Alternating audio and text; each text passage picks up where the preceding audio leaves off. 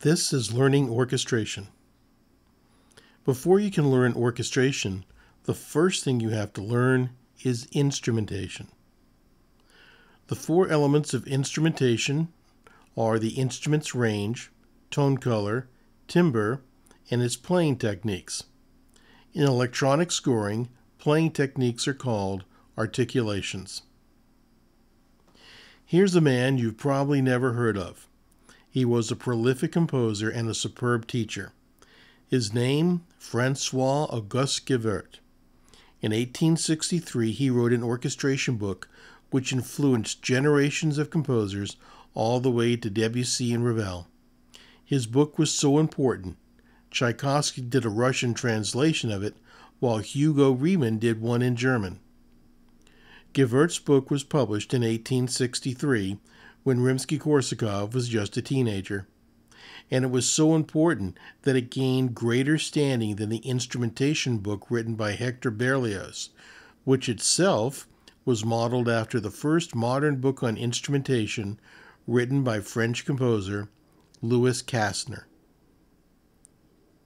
It was Gevert who developed the principles of coloristic orchestral writing we still observe today in the 21st century. One of Gevert's great insights was to divide an instrument's range into three register breaks: the low, the medium, and the high. Then came Rimsky-Korsakov, whose orchestration book was published after his death. For instrumentation, Rimsky-Korsakov's contribution was to make one slight change in Gevert's work.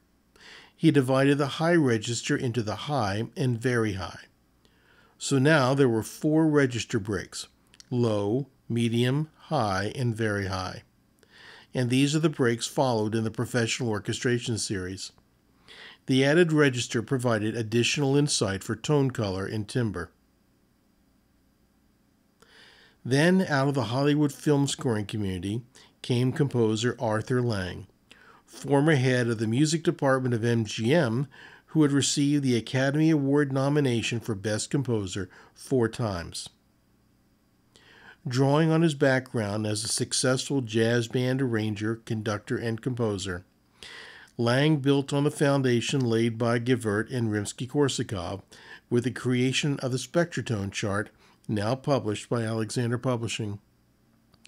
In one document, the Spectratone chart visualizes the key elements of instrumentation: range, tone color, and timbre.